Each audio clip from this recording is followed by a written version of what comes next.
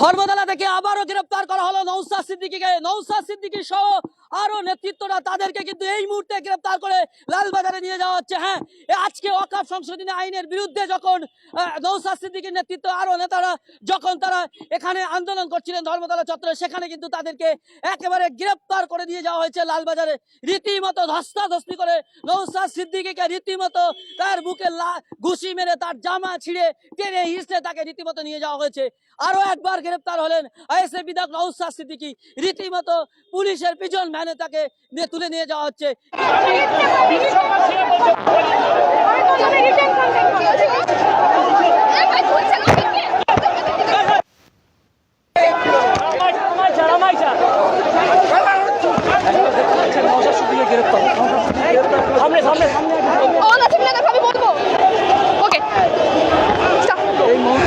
এই মুহূর্তে আপনারা দেখতে পাচ্ছেন যে একেবারে ধর্মতলার মেট্রো চ্যানেল থেকে পুলিশ কিন্তু ধর্ণা মঞ্চে যারা আন্দোলনকারী ছিল, অর্থাৎ নওশাদ সিদ্দিকী থেকে শুরু করে ইমতিয়াজ আহমেদ, কামরুজ্জামান, সকলকে কিন্তু একেবারে প্রিজন ভ্যানে তুলে নিয়ে যাওয়ার চেষ্টা করছে এবং একের পর এক আন্দোলনকারী প্রিজন ভ্যানে নিয়ে যাচ্ছে।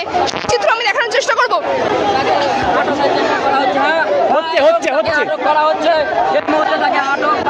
দেখতে পাচ্ছেন আইএসএফ বিধায়ক নওশাদ সিদ্দিকীকে কিন্তু আটক করা হচ্ছে প্রিজন ভ্যানের সামনে।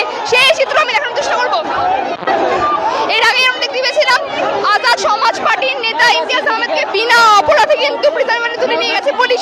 তাদের শুধুমাত্র যে অপরাধ, তারা চারটি দাবি রাজ্যে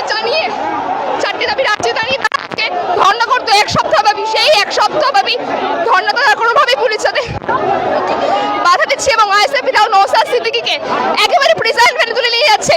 সেই চিত্র আমি দেখানোর চেষ্টা করবো।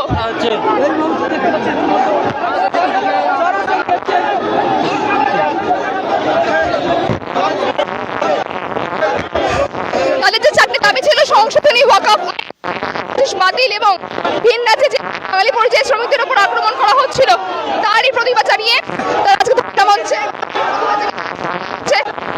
এবং সেই ভানে আইএসএফ বিধায়ক নওশাদ সিদ্দিকীকে একবারে প্রিজন ভ্যানের সামনে তুলে নিয়ে যাওয়া হচ্ছে।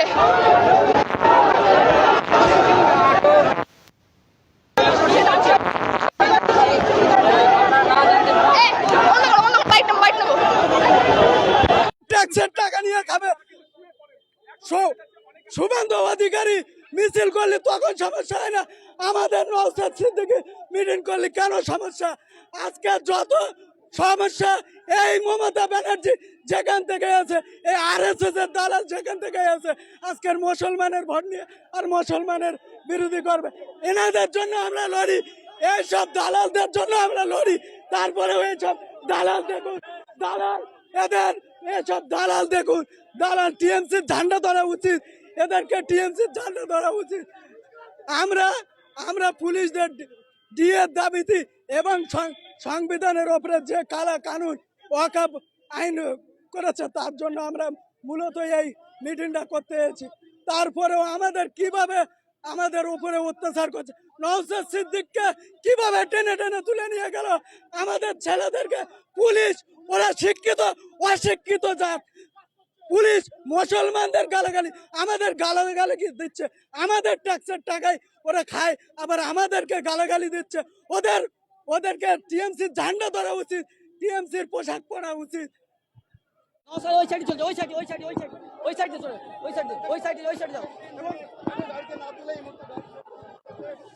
নওশাদ সিদ্দিকী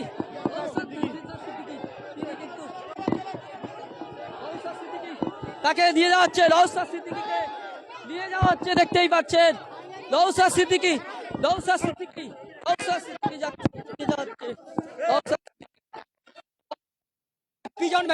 বিধায়কের টেনে হিঁচড়ে জামা ছিঁড়ে দেওয়া হয়েছে। এটা আমাদের বাংলার গণতন্ত্র রক্ষার জন্য আজকে আমরা বিভিন্ন রাজনৈতিক অরাজনৈতিক সংগঠন পথে নেমেছিলাম। মমতা বন্দ্যোপাধ্যায় এবং তার দলদাস পুলিশ একজন লেজিসলেটিভ অ্যাসেম্বলি, একজন বিধায়ককে কিভাবে গ্রেফতার করেছে বাংলার মানুষ দেখেছে। কষ্ট হচ্ছে আমাদের, আমরা লালবাজারের জেল ভরো আন্দোলন করব, বাংলার মানুষ দেখবে বাংলার আন্দোলন। আজকে এমএলএ সহ নয়, 20খানা সংগঠনে আন্দোলন এসেছিল, তাদেরকে অ্যারেস্ট করেছে। আর যতক্ষণ না আমাদের নেতৃত্বদেরকে ছাড়া হবে ততক্ষণ আমরা লালবাজার ঘেরাও করবো আজকে। এখন কি লালবাজারে যাচ্ছে? আর লালবাজারের উদ্দেশ্যে রওনা আমাদের, আমরা লালবাজার দখল নেব, আজ লালবাজার যাবো।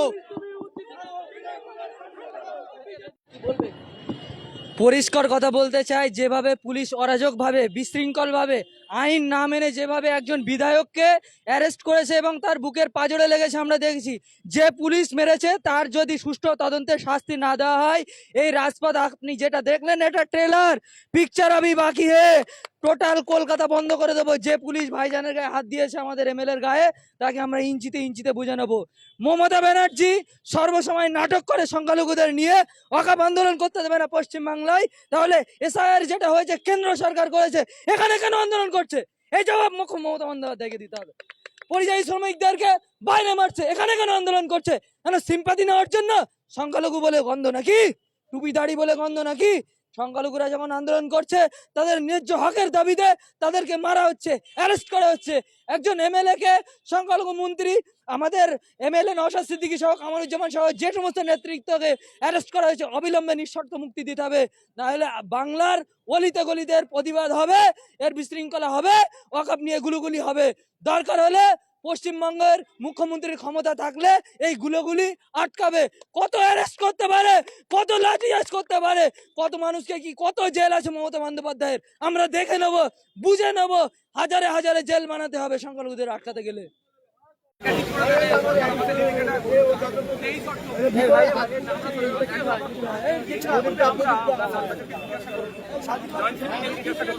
যে আমরা আমাদের ইন্ডিভিজুয়াল 13 বার চাওয়া হয়েছে যে আমরা অবস্থান বিক্ষোভ করব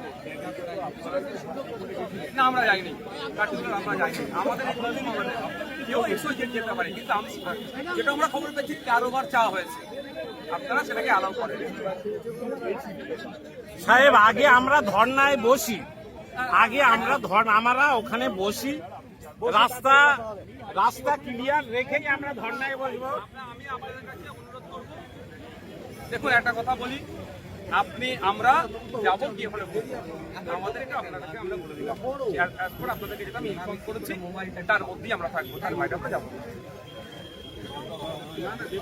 আপনি আমাকে পারমিশন দিতে পারেন না সাহেব, আপনি আমাকে পারমিশন দিতে পারেন না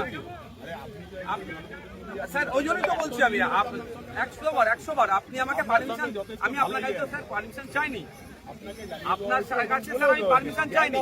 আমি যদি পারমিশন চাইতাম তাহলে আমি বলতাম যে ঠিক আছে, আমি পারমিশন চেয়েছি, আপনি আমাকে রিজেক্ট করেছেন বা অল্টারনেটিভ দিয়েছেন।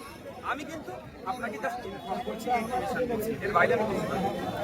আমরা শান্তিপূর্ণভাবে যাব, নিরস্ত্র, লাঠি মুটাসুটা নাই, পিস্তল নাই, বোম নাই, গুলি নাই আমাদের কাছে কিছু, আমরা গিয়ে ওখানে শান্তিপূর্ণ অবস্থান করবো, ধর্ণামঞ্চে বলবো। ধর্ণামঞ্চে যাই আমরা ধর্ণামঞ্চে গিয়ে তাড়াতাড়ি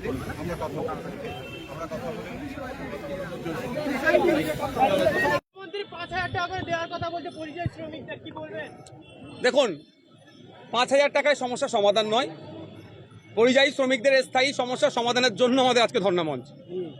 আমরা চাই কর্মসংস্থানের বাংলায় তৈরি হোক। ওই যে 5,000 টাকায় কত কাটমানি চলে যাবে না চলে যাবে, অরিজিনাল কারা পাবে, আমরা দেখেছি আবাস যোজনা নিয়ে কি হয়েছে। বলুন, বাকিটা বলুন।